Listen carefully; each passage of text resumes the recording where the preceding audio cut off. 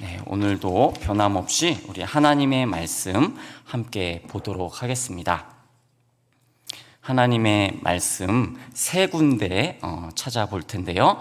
먼저 마태복음 16장 16절부터 18절까지의 말씀 함께 보도록 하겠습니다. 마태복음 16장 16절부터 18절까지의 말씀 제가 봉독해 드리도록 하겠습니다. 시몬 베드로가 대답하여 이르되 주는 그리스도시요 살아 계신 하나님의 아들이시니이다. 예수께서 대답하여 이르시되 바요나 시몬아 내가 복이 있도다. 이를 내게 알게 한 이는 혈육이 아니요 하늘에 계신 내 아버지시니라. 또 내가 내게 이르노니 너는 베드로라. 내가 이 반석 위에 내 교회를 세우리니 음부의 권세가 이기지 못하리라. 네, 한 군데 더 찾아보겠습니다. 고린도전서 12장 12절부터 14절까지의 말씀입니다. 고린도전서 12장 12절부터 14절까지의 말씀 제가 봉독해 드리도록 하겠습니다. 몸은 하나인데 많은 지체가 있고 몸의 지체가 많으나 한 몸임과 같이 그리스도도 그러하니라. 우리가 유대인이나 헬라인이나 종이나 자유인이나 다 한 성령으로 세례를 받아 한 몸이 되었고 다 한 성령을 마시게 하셨느니라. 몸은 한 지체뿐만 아니요 여럿이니. 아멘. 한 군데 마지막으로 더 찾아보겠습니다. 요한계시록 21장 2절 말씀입니다. 요한계시록 21장 2절 말씀 제가 봉독해 드리도록 하겠습니다. 또 내가 봄에 거룩한 성 새 예루살렘이 하나님께로부터 하늘에서 내려오니 그 준비한 것이 신부가 남편을 위하여 단장한 것 같더라. 아멘. 오늘 마태복음, 고린도전서 그리고 요한계시록 이렇게 세 본문의 말씀을 가지고서 교회란 무엇인가 라는 제목으로 우리 함께 말씀을 나누도록 하겠습니다. 우리는 오늘부터 교리에 대해서 살펴볼 텐데요. 그 중에서도 교회에 대해서 4주 동안 살펴보려고 합니다.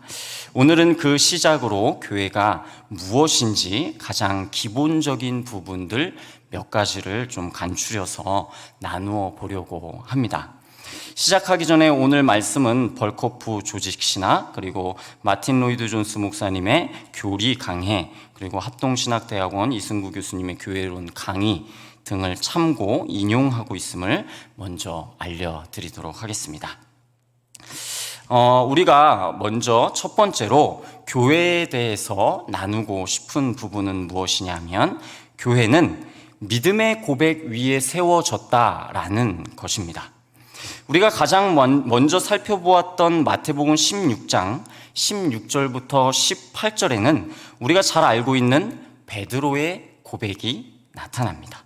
이 베드로의 고백은 교회가 무엇인지 대하여서 살펴봄에 있어 매우 중요한 고백입니다. 이 고백을 살펴보기 전에 앞서서 이스라엘 배경을 좀 살펴볼 필요가 있습니다. 구약의 이스라엘의 역사를 우리가 좀 보자면 아브라함과 이삭을 거쳐서 야곱의 가족들은 애굽의 총리가 된 요셉으로 인하여서 어디로 이주하게 되죠? 애굽 땅으로 이주를 하게 됩니다. 그리고 그곳에서 큰 민족을 이루게 되죠. 하지만 시간이 흘러 그들은 애굽이라는 나라에서 노예, 종으로서 전락하게 됩니다. 그래서 하나님께서는 모세라는 인물을 세우시고 그들의 조상에게 약속하셨던 가나안 땅을 주시려고 애굽 땅에서 인도해 내십니다. 결국 이스라엘 백성들은 가나안 땅에 들어가서 가나안 땅을 정복하게 되었고 시간이 흘러 다윗이라는 위대한 왕이 일어나 그 나라가 매우 견고하게 되어집니다. 하지만 솔로몬 이후에는 이 나라가 북이스라엘과 남유다로 나눠지게 되죠. 그리고 그들의 죄악으로 인하여서 북이스라엘은 722년에 아수르에 의해 멸망하게 되고 남유다는 586년에 바벨론에 의해서 멸망하게 됩니다. 이렇게 이스라엘이 멸망의 길을 걸은 후에는 페르시아, 헬라, 그리고 로마로 이어지는 강대국의 침략과 정복 속에서 살아왔습니다. 이것이 이스라엘의 역사였죠. 이렇게 오랜 기간 동안 강대국의 침략과 정복을 당하다 보니까 정치적인 또는 군사적인 독립, 자유를 원하지 않았겠습니까? 마치 우리나라가 일제에 의해서 주권을 빼앗기고 또 압제를 당하던 시대에 그렇게 독립을 염원하고 그렇게도 자유를 원했던 것처럼 당시 이스라엘 백성들 역시도 자유를 원했고 독립을 원했습니다. 즉 정치적인 그리고 군사적인 독립을 원했던 것이죠. 그래서 그들이 기다리고 기다렸던 메시아에 대한 개념이 그들의 필요에 의해서 정치적 메시아 그리고 군사적 메시아의 개념으로 굳어져 갑니다. 이 정치적 군사적인 메시아의 개념이 언제 세워지냐 하면 말라기 이후 예수님 태어나기 전, 즉 구약과 신약의 이 중간 시대에 이 개념이 생겨나게 됩니다. 그래서 예수님 당시의 이스라엘 백성들은 신적인 메시아를 염원한 것이 아니라 어떤 정치적이고 군사적인 메시아를 기대했습니다. 메시아가 오셔서 이스라엘 백성들을 정치적으로 그리고 군사적으로 독립시켜 줄 것이라고 믿고 있었죠. 당시 자신들을 지배하고 있는 로마로부터 이스라엘 백성들을 구원하고 영원한 하나님의 나라를 세울 메시아에 대한 개념을 가지고 있었던 것입니다. 그 메시아는 신적인 메시아가 아니라 모세와 다윗 정도를 합친 어떤 초자연적인 존재의 메시아로 생각을 했습니다. 이러한 상황 가운데 오늘 본문 말씀의 베드로의 고백은 매우 엄청난 고백입니다. 왜냐하면 당시 이스라엘의 모든 사람들이 모세와 다윗을 합친 정도의 어떤 초자연적인 정치적, 군사적 메시아를 기대하는 그러한 시대적인 배경 속에 있었지만 베드로는 예수님을 신적인 메시아로 지금 고백하고 있는 것이기 때문입니다. 빌립보 가이사랴에서 예수님은 제자들에게 물어보십니다. 사람들이 나를 누구라 하느냐? 제자들이 대답하죠. 세례 요한, 엘리야, 예레미야, 선지자 중에 한 사람이라고 합니다. 그랬더니 예수님께서는 다시 물으십니다. 그럼 너희는 나를 누구라 하느냐? 라고 질문하시죠. 이때 베드로가 대답합니다. 마태복음 16장 16절입니다. 시몬 베드로가 대답하여 이르되 주는 그리스도시요 살아계신 하나님의 아들이시니이다. 예수님을 그리스도, 즉 메시아이시며 살아계신 하나님의 아들이라고 고백하고 있는 것입니다. 이 고백은 완전한 신앙 고백이죠. 당시 유대인들이 가지고 있었던 정치적, 군사적인 메시아의 개념을 벗어나서 예수님을 살아계신 하나님께로부터 오신 신적인 메시아이십니다 라고 고백하는 것입니다. 그런데 여기에 중요한 것이 있습니다. 그것은 바로 이 베드로의 고백을 들은 후에 예수님의 말씀입니다. 18절에 보면 이렇게 말씀하고 있습니다. 내가 이 반석 위에 내 교회를 세우리니 라고 말씀을 하시죠. 그렇다면 예수님께서 교회를 세우시겠다라고 말씀하시는 이 반석은 도대체 무엇일까요? 베드로가 반석이 아니라 베드로가 했던 신앙 고백이 반석입니다. 예수님께서는 이 신앙 고백 위에 교회를 세우시겠다라고 말씀하고 계신 것입니다. 즉 예수님을 하나님의 아들로 인정하는 그 신앙 고백 위에 자신의 교회를 세우시겠다고 하시는 것입니다. 예수님을 신적인 메시아로 고백하는, 예수님을 하나님의 아들로 고백하는 그 고백 위에 교회 공동체를 세우신다라는 것이죠. 정리하자면 교회는 예수 그리스도를 하나님의 아들로 고백하고 그 예수 그리스도의 십자가 구속 사역으로 구원받은 하나님 백성의 공동체를 교회다 라고 정의할 수 있습니다. 하지만 로마 카톨릭은 본문에서 반석을 베드로의 신앙 고백으로 보지 않고 단순히 인물적인 베드로로 봅니다. 그러니까 로마 카톨릭의 주장은 예수님이 베드로라는 인물 위에 교회를 세우셨다라고 말을 합니다. 그리고 그 권위와 권세가 계속해서 후대에 전승, 계승된다고 말을 하죠. 그러므로 카톨릭은 베드로가 제1대 교황이라 주장하며 지금까지도 그 교황이라는 권위, 권세가 유지되어 오고 있는 것입니다. 그런데 여기에 문제가 생기게 되죠. 교회가 인물 위에 그리고 그 권세와 권위 위에 세워졌다고 하니 이 교황의 권위와 권세가 이루 말할 수 없을 정도로 높아졌다라는 것입니다. 즉 교황이 어마어마한 권세와 권위를 가지게 된다는 것이죠. 단적인 예로 교황 무오설이라는 것이 있습니다. 말 그대로 교황은 무오하다라는 것이죠. 쉽게 말해서 교황은 오류가 없다라는 것입니다. 교황의 성경 해석이나 그에 따른 가르침은 오류가 없고 교황이 하는 모든 선택과 결정에는 오류가 없다라고 말하는 것이 바로 교황 무오설입니다.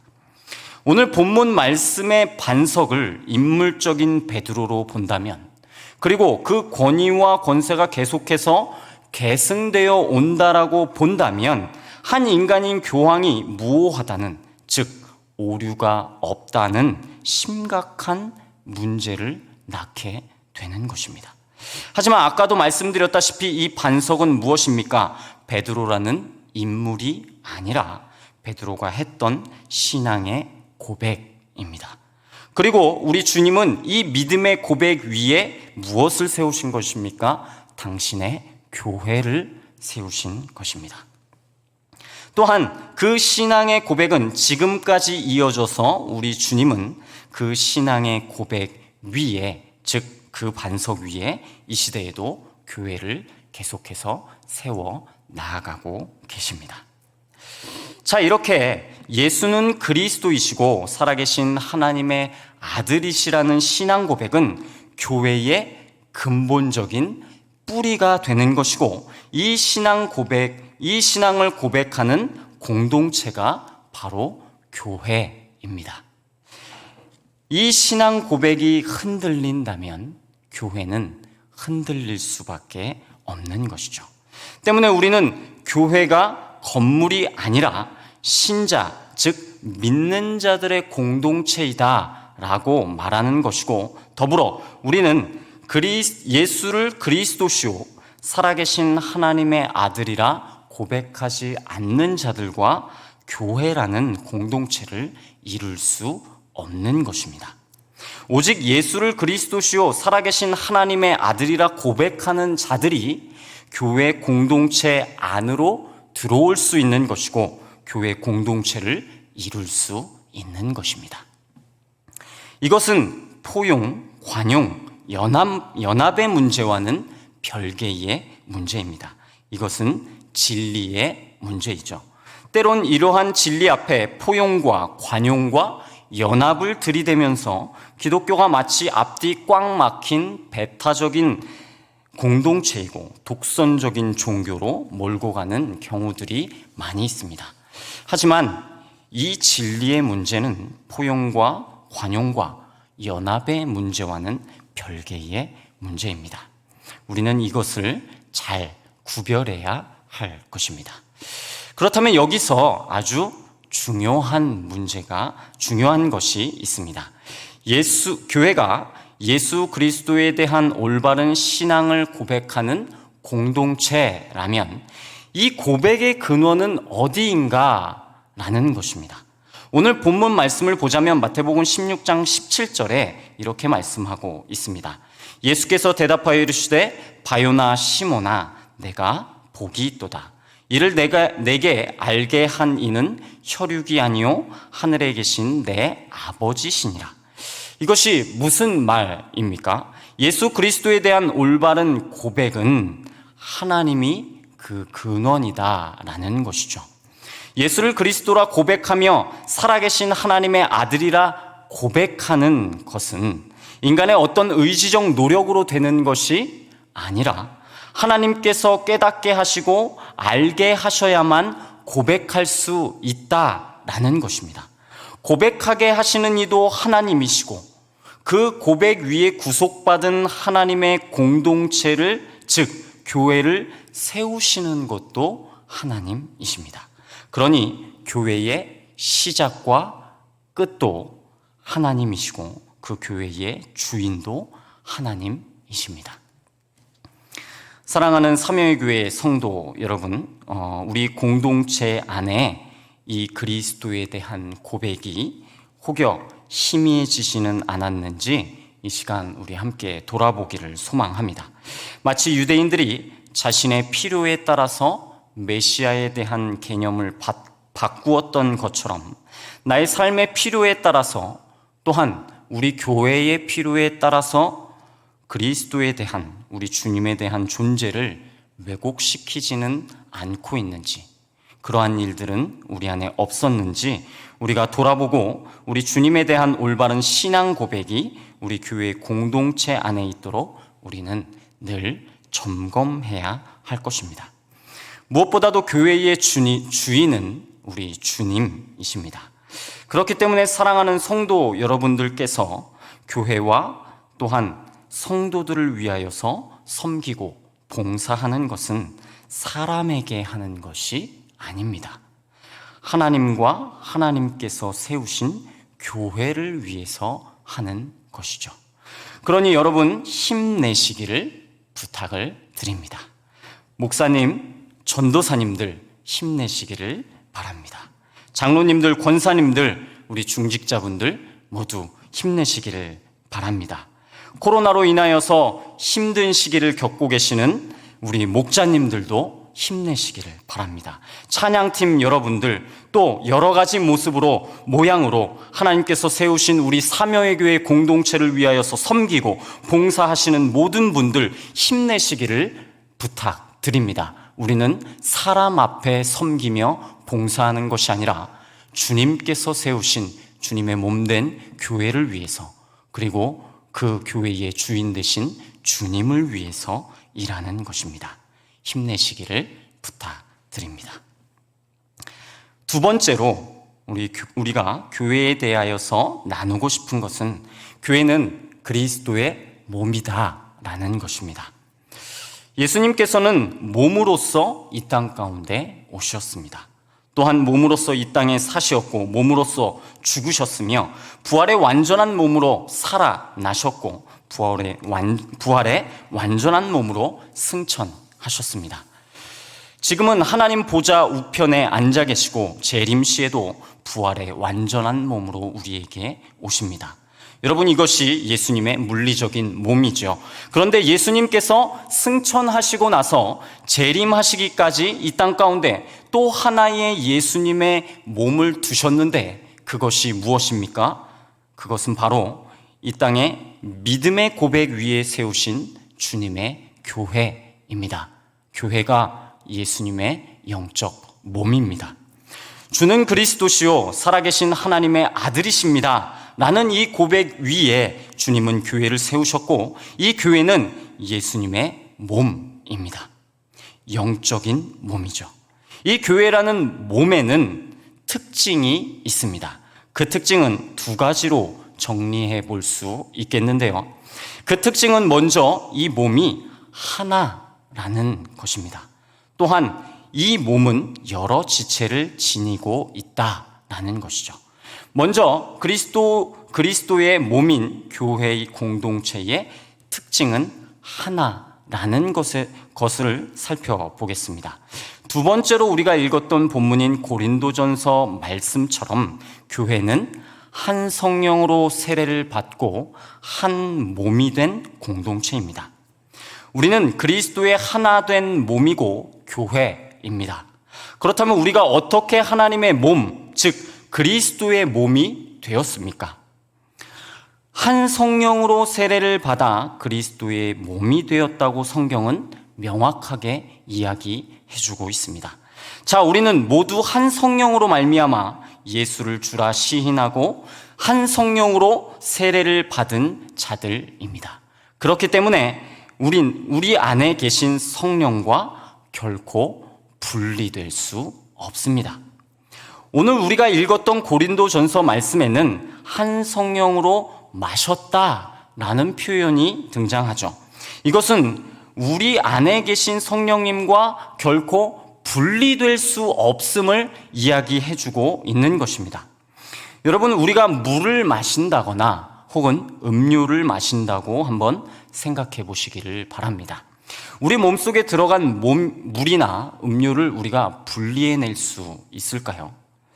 이미 체내에 흡수된 물이나 음료는 결코 내 몸에서 분리해낼 수 없습니다. 마찬가지입니다. 우리가 성령으로 세례를 받고 우리 안에 성령께서 거하시면 그 성령과 결코 뗄래야 뗄 수가 없는 것이죠. 이렇게 한 분이신 성령이 우리 안에 계시고, 그리고 그 한 분이신 성령은 그리스도의 몸인 교회를 이루게 하셨습니다. 그렇기 때문에 우리, 즉 교회는 성령 안에서 하나입니다. 또한 우리는 그리스도로 말미암아 한 몸된 하나된 공동체입니다. 예수님께서는 우리의 죄를 위하여서 십자가를 지시고 십자가에서 죽으셨죠. 그리고 부활하신 분이십니다. 우리가 예수를 믿는다고 할 때에 예수님은 십자가를 지셨고 나의 죄를 사하셨으며 부활하셨고 나에게 생명을 주셨다라는 단순한 생각에서 우리는 그쳐서는 안 될 것입니다. 그렇다면 우리가 어떻게 생각해야 합니까? 더욱 정확하게 말하자면 우리 공동체는 예수와 함께 십자가에 죽어 나의 죄는 사함 받았고 나는 예수와 함께 부활하여 새 생명을 얻었다고 이해하는 것이 더 정확한 것입니다. 함께 십자가에 죽었고 함께 부활한 것입니다. 이 일이 어떻게 가능합니까? 우리가 예수를 믿게 되면 그리스도와 연합하게 되는 아주 신비로운 일이 일어나게 됩니다. 내가 주 안에, 주가 내 안에 거하는 영적인 연합이 예수 그리스도를 믿을 때에 나타나게 이루어지게 되는 것이죠. 예수를 믿는다는 것은 그리스도와 연합했다라는 것이고, 그 그리스도와 연합한 공동체가 그리스도의 몸, 즉 교회입니다. 이렇게 우리는 한 분이신 그리스도와 연합한 자들이죠.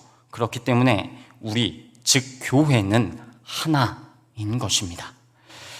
또한 우리는 아버지 하나님으로 하나된 공동체입니다. 우리는 하나님과 원수되었었던 자들이죠. 죽을 수밖에 없는 죄인들이었습니다. 하지만 그리스도께서 십자가를 지심으로 인하여서 하나님과 우리는 화목한 관계가 되어졌습니다.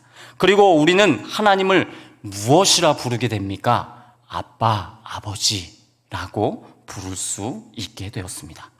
우리는 하나님을 아버지라 부르는 자들입니다. 더불어 우리 교회 공동체 역시 한 분 하나님을 한 아버지로 모시고 부르는 공동체이죠. 이렇게 우리 교회 공동체는 한 분이신 하나님을 아버지라 부르고 믿는 자들입니다. 그렇기 때문에 우리 교회 공동체는 하나인 것입니다. 에베소서 4장 4절에서부터 6절까지는 이렇게 말씀하고 있습니다. 몸이 하나요 성령도 한 분이시니 이와 같이 너희가 부르심의 한 소망 안에서 부르심을 받았느니라. 주도 한 분이시요 믿음도 하나요 세례도 하나요 하나님도 한 분이시니 곧 만유의 아버지시라. 만유에 계시고 만유를 통일하시고 만유 가운데 계시도다 라고 말씀하고 있습니다.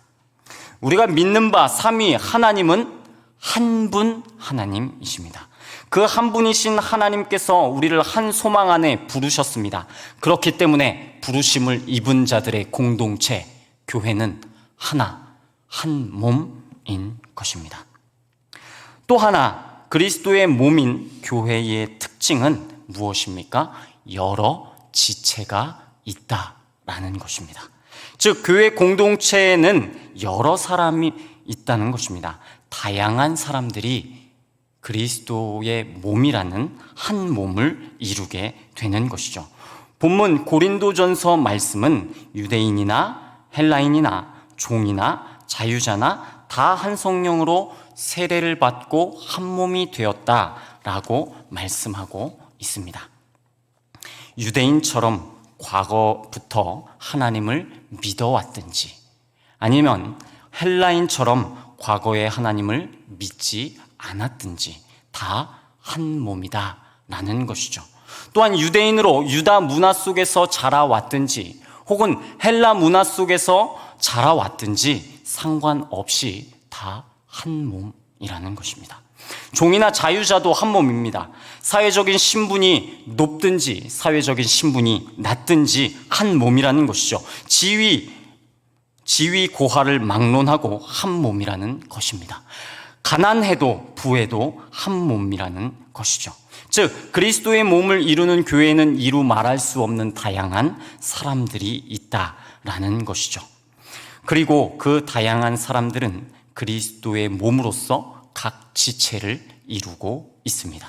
무엇보다 중요한 것은 각 지체를 이루고 있는 다양한 사람들이 자신이 맡은 바 일들을 감당하면서 그리스도의 몸인 교회가 정상적으로 움직일 수 있도록 한다는 것입니다. 그러니 각자의 은사와 재능이 다르고 공동체를 위하여 섬기고 봉사하는 일도 다릅니다. 그렇기 때문에 우리는 공동체 안에서 나에게 없는 다른 은사와 재능을 발휘하는 사람과 비교하여서 나는 공동체에 별 도움이 되지 않겠구나, 혹은 나는 공동체에 쓸모가 없구나 라고 생각해서는 절대 안 된다는 것입니다. 이는 나는 손이 아니기에 몸에 붙어있지 아니하였다 라고 말하는 것과 같은 것입니다. 또는 귀가 나는 눈이 아니기에 몸에 붙어있지 아니하였다 라고 하는 것과 같은 것이죠. 또는 우리 공동체 안에 나와 좀 다른 사람들을 쓸모없다 라고 말할 수도 없는 것입니다. 교회 공동체는 다양한 사람들이 모여서 각자의 은사와 재능에 맞게 섬기며 봉사하는 것, 그것이 바로 교회 공동체입니다. 그럼에도 나와의 다름으로 인하여서 다른 사람을 공동체에 쓸모없다라고 생각하거나 말하는 것은 눈이 손에게 쓸데없다라고 말하는 것과 다를 것이 없고, 머리가 발에게 쓸데없다라고 말하는 것과 같은 것입니다. 즉, 매우 어리석은 말이다, 매우 어리석은 생각이다 라는 것이죠. 우리 교회 공동체에는 다양한 사람들이 공존하고 함께 그리스도의 몸인 교회를 움직여 나아가는 것입니다. 사랑하는 삼위의 교회의 성도 여러분, 교회는 하나의 몸입니다. 한 몸으로서 교회 공동체가 해야 하는 것이 있습니다. 그것이 무엇입니까? 바로 모이기를 힘쓰는 것입니다. 하나된 공동체 교회는 모이기를 마땅히 힘써야 합니다. 성경을 보게 되면 그리스도의 몸인 교회는 항상 모이기를 힘쓰는 공동체였습니다. 하나의 몸이기에 모이기를 힘쓰는 것은 당연합니다. 히브리서 10장 25절 말씀을 보게 되면 이렇게 말씀합니다. 모이기를 패하는 어떤 사람들의 습관과 같이 하지 말고 오직 권하여 그날이 가까움을 볼수록 더욱 그리하자라고 말씀하고 있죠. 맞습니다. 그리스도의 하나된 몸, 교회 공동체는 모이기를 힘쓰는 공동체여야 합니다. 모이기를 힘쓰지 않는다면 결코 하나다라고 말할 수 없는 것이죠. 또한 모이기를 힘쓰지 않는다면 흩어져서도 우리는 결코 제대로 살아갈 수 없습니다. 왜냐하면 우리는 각자의 삶의 자리에서 살아갈 수 있는 힘을 공동체에서 얻기 때문입니다. 공동체의 예배에서, 또한 공동체 가운데의 나눔 가운데 하나님께 영광 돌림으로 우리의 삶 가운데 하나님의 일하심을 나눔으로써 우리에게 주신 삶에서 힘을 얻게 되는 것이죠. 교회가 여러분 망하기를 바라면서 교회에 나오지 않는 사람들은 단 한 명도 없을 것입니다. 내가 오늘 여러 가지 이유로 교회에 나오지 않으면서 교회야 망해라 라고 생각하고 나오지 않는 사람은 한 명도 아무도 없을 것입니다. 하지만 교회에 나오지 않는 것은 형식적으로 결국 교회를 망하게 하는 것입니다.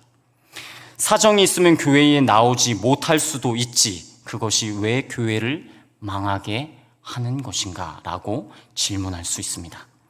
여기서 제가 말하는 것은 모이기를 힘쓰지 않고 교회에 나오지 않는 것이 습관화되어지고 모이는 일보다 나의 삶들이 우선시되는 경우를 말하는 것입니다. 여러분, 우리가 드리는 예배를 한번 생각해 보시기를 부탁을 드립니다. 수요 예배, 금요 예배, 새벽 예배, 어떠한 사람들이 예배에 줄을 이루고 있는지요? 검은 머리의 사람들보다 머리가 희끗희끗 휘어지신 어르신들이 더 많이 보이는 것이 현실입니다. 머리가 휘어지신 어르신들이 왜 아직도 수요 예배, 금요 예배, 새벽 예배에 나와 예배를 여러분 드리는 것입니까? 예전부터 모이기를 힘썼으며 그것이 이제 삶의 일부분이 되었고 습관이 되었기 때문입니다. 우리가 사는 이 시대는 수요 예배, 금요 예배, 새벽 예배, 모이기를 힘쓰는 일들이 점차 사라지는 시대입니다. 모이기를 힘쓰는 일보다 내 삶의 일들이 더욱더 중요해졌고 공동체보다는 개인이 더욱 소중한 시대가 왔습니다. 제가 청소년 시절만 해도 금요 예배는 새벽 2시에서 3시에 끝나는 것이 일반적이었죠.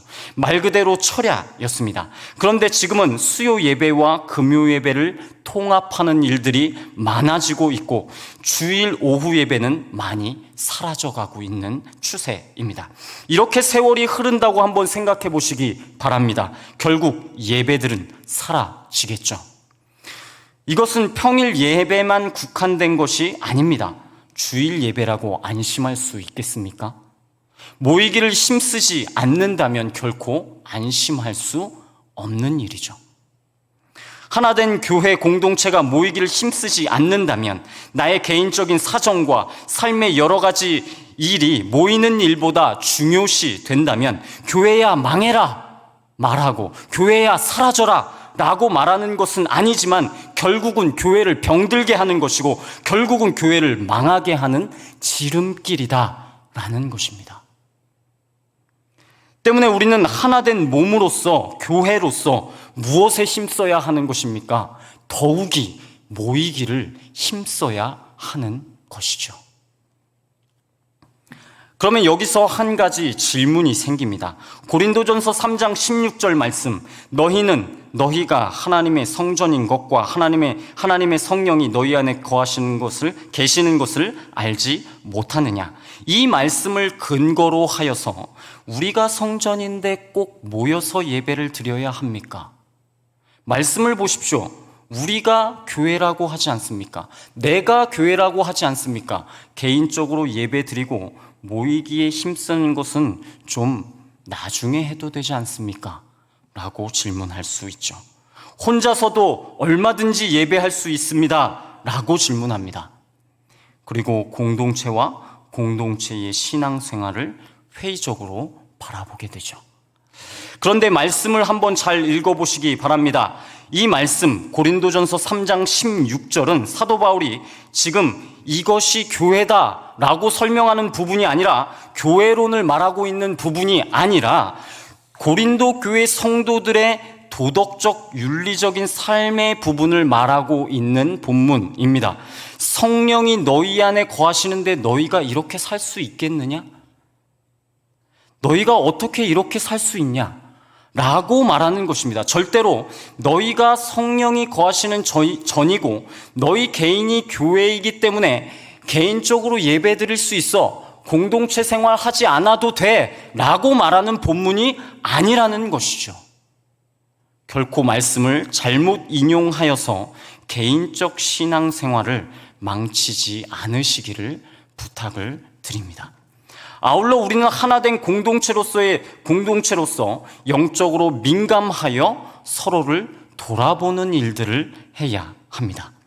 손끝이나 발끝에 여러분 작은 가시가 한번 박혔다라고 생각해 보시기 바랍니다.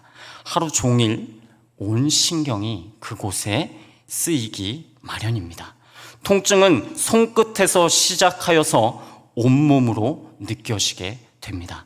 내 옆에 있는 형제와 자매가 아프다면, 슬프다면 우리는 어떻게 해야 합니까? 민감하게 반응해야 하는 것이죠. 온몸으로 아픔을 함께 감당해야 하는 것입니다. 그의 아픔과 슬픔과 힘듦이 나의 것이 되어 함께 아파하고 함께 슬퍼하며 함께 힘들어해야 하는 것이 마땅합니다. 또한 그 사람을 위하여 함께 기도하는 것이 하나된 공동체, 교회로서의 마땅한 일입니다. 그렇지 않다면 한 몸, 한 공동체, 교회라고 말할 수 없는 것이죠. 그러니 여러분, 목장에서나 공동체 가운데 교제할 때 서로 민감하게 돌아봐 주시기를 부탁을 드립니다. 행동과 말에 집중해 주시고 따뜻하게 질문해 주시고 경청해 주시기를 부탁을 드립니다. 상대방의 아픔과 슬픔과 힘듦이 무엇인지 알고 함께 해 주시기를 부탁을 드립니다. 또한 우리는 한 몸이지만 한 공동체이지만 여러 지체를 가지고 있습니다. 그렇기 때문에 우리는 서로를 존귀하게 여겨야 하며 그리고 나 자신도 존귀하게 여겨야 합니다. 여러분, 못생긴 나무가 산을 지킨다 라는 말을 들어보신 적이 있을 것입니다. 여러분, 산을 한번 생각해 보시기를 부탁드립니다. 산에는 큰 나무도 있고 아주 작은 나무도 있습니다. 또한 멋지게 쭉쭉 뻗은 나무들도 있고 구불구불 휘어진 못생긴 나무들도 있습니다. 그런데 어느 날 멋있게 쭉쭉 뻗은 나무들이 보잘것없는 나무들과 구불구불 휘어진 나무들에게 너희들은 이 산에 필요 없어 라고 말하면서 산을 떠나라고 말했다고 생각해 보시기를 바랍니다. 그리고 정말로 작은 나무들, 구불구불 못생기게 휘어진 나무들이 그 산을 떠났다고 한번 상상해 보십시오. 당분간은 멋지게 쭉쭉 뻗은 나무들이 너무나도 기뻐하겠죠. 온 산이 멋지게 쭉쭉 뻗은 자신과 닮은 멋진 나무들만 가득하기 때문이죠. 하지만 여름날이 되어 태풍이 몰려온다면 과연 그 산이 태풍을 견뎌낼 수 있겠습니까? 결코 견뎌내지 못하고 그 산은 무너져 내릴 것입니다. 여러분, 교회도 마찬가지입니다. 못생긴 나무가 산을 지키는 것처럼 나의 기준에 연약하고 부족하다고 생각되는 형제나 자매들, 지체들이 우리 교회 공동체 가운데 있을 수 있습니다. 하지만 그들도 산을 지키는 나무입니다. 그리스도의 몸된 공동체를 지키고 섬기며 함께 세워 나아가는 자들이지요. 나의 기준에 조금 부족하고 연약하다고 생각되고 공동체에 없었으면 하는 사람들도 사실은 각자의 자리에서 그리스도의 몸된 교회를 지키고 섬기면서 든든히 서 있는 것입니다. 그렇기 때문에 나의 기준에 조금 부족하고 연약해 보여도 나와 잘 맞지 않는다고 하여도 나와 좀 다를지 모르지만 그런 형제 자매들을 판단하거나 정죄할 권한과 권리는 우리에게 없습니다. 더욱이 필요 없다고 생각하고 말할 권리는 더더욱이 없는 것이죠. 그저 한 몸으로 귀하게, 존귀하게 여길 사람들만이 우리 교회 공동체에 있는 것입니다. 그러니 우리 서로 존귀하게 여깁시다. 그러니 우리 서로 사랑합시다. 옆 사람에게 한번 말해 보도록 하겠습니다. 비대면 예배이지만 가족들끼리라도 한번 인사했으면 좋겠습니다. 당신이 없으면 나는 무너집니다. 감사합니다.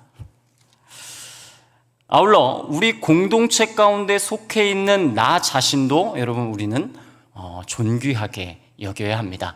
타인을, 옆에 있는 형제 자매를 존귀히 여기는 것처럼 나 자신도 존귀히 여겨야 합니다. 공동체 가운데 형제 자매들과 비교하여서 나는 저 사람보다 재능도 없고 은사도 없고 열정도 없고 나는 뭔가 특별한 것이 없는데 과연 내가 공동체에 필요할까? 라고 생각할 수도 있습니다. 그리고 더 나아가서 내가 없어도 이 사명의 교회 공동체가 잘 굴러가고 잘 흘러갈 텐데 라고 생각할 수도 있죠. 하지만 아닙니다. 여러분, 각자 한 사람 한 사람이 없으면 우리 사명의 교회는 무너집니다. 여러분, 각자 한 사람 한 사람은 그리스도의 몸된 공동체를 지켜가시는 분들입니다. 다 똑같은 은사와 재능을 가질 수 없죠. 여러분, 각자의 은사에 맞게, 재능에 맞게 여러분이 공동체를 위하여 할 수 있는 것들을 찾으시면 되고 그곳에서 섬기고 일하시면 됩니다. 그러니 여러분들 남들과 비교하여서 자신을 비하하거나 열등감을 갖거나 공동체에 필요 없는 사람이라 생각하지 마시기 바랍니다. 여러분은 있는 그대로 그리스도의 몸이고 있는 그대로 사명의 교회 공동체를 지켜 나아가시는 분들입니다. 여러분이 없다면 우리 사랑하는 사명의 교회 공동체는 무너질 수밖에 없는 것입니다. 다시 한번 말하겠습니다. 우리 옆 사람에게 당신이 없으면 무너집니다. 감사합니다. 세 번째로 여러분, 교회는 그리스도의 신부입니다. 성경은 교회를 그리스도의 신부이다라고 표현을 하죠. 이는 인격적인 표현임과 동시에 친숙한 연합을 나타내는 표현입니다. 그렇다면 이 신부라고 불리는 교회는 어떠한 모습을 보여야 할까요? 먼저는 기다림이 있어야 합니다. 유대인은 결혼식 이전에 먼저 무엇을 하게 되냐 하면 정혼이라는 것을 하게 됩니다. 정혼. 보통 남자는 18세에서 24세, 그리고 여자는 12세에서 14세 정도의 정혼식을 하게 되죠. 그리고 신랑은 신방을 준비합니다. 쉽게 말해 신혼집을 준비하는 것이죠. 그때나 지금이나 남자가 집을 준비하는 것은 매한가지인 것 같습니다. 어찌됐든 이 신혼집을 준비하는 기간은 대체로 1년 정도였다고 합니다. 신방이 준비된 신랑은 이제 신부를 데리러 가게 되는데 보통은 온 마을을 한 바퀴 돌고 신부에게 가게 됩니다. 온 마을을 돌면서 많은 사람들의 축복을 받고 온 마을이 함께 즐거워하고 기뻐합니다. 마을을 다 돈 신랑은 이제 드디어 신부에게 가게 되죠. 그리고 결혼식을 올리게 됩니다. 사랑하는 사명의 교회 성도 여러분, 교회는 신랑 되신 예수 그리스도의 오심을 기다리는 소망으로 넘쳐나야 합니다. 마치 정혼식을 치른 신부처럼 말이죠. 우리의 신랑 되신 그리스도께서 다시 오실 때에 우리가 누리게 될 완전한 하나님의 나라에 대한 소망, 그리고 우리가 입게 될 부활의 영광을 소망하고 기다리며 우리는 이 땅을 살아가야 합니다. 그것이 교회가 되어야 하는 것이죠. 이러한 소망은 우리로 하여금 이 땅을 기쁨과 즐거움 속에서 살아갈 수 있도록 만드는 힘이 되어집니다. 그렇다면 이 땅에서 신랑 되신 그리스도를 기다리는 삶은 어떠한 삶이 되어야 하겠습니까? 교회는 신부로서 순결한 삶을 살아내어야 합니다. 삶 속에서 도덕적으로 또는 윤리적인 순결은 물론이거니와 무엇보다 중요한 것은 교회로서 교리적인 순결이 매우 중요하다라는 것입니다.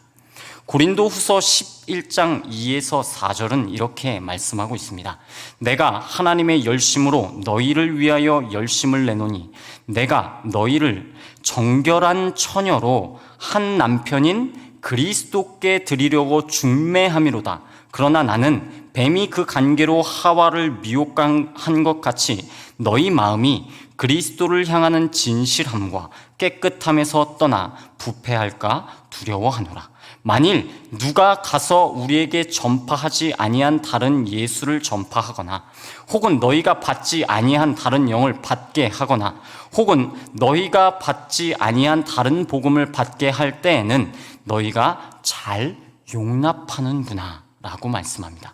또한 갈라디아서 1장 8절에는 그러나 우리나 혹은 하늘로부터 온 천사라도 우리가 너희에게 전한 복음 외에 다른 복음을 전하면 저주를 받을지어다 라고 말씀하고 있습니다.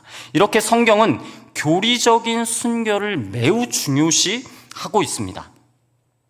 그리스도의 신부라는 부분을 참고하고자 제가 교회의 진정한 표상이라는 이 책을 살펴보았는데요. 이 책이 조금 오래된 책이라 1961년의 통계를 싣고 있습니다. 조금 오래됐죠. 이 통계를 잠시 제가 한번 읽어드리도록 하겠습니다.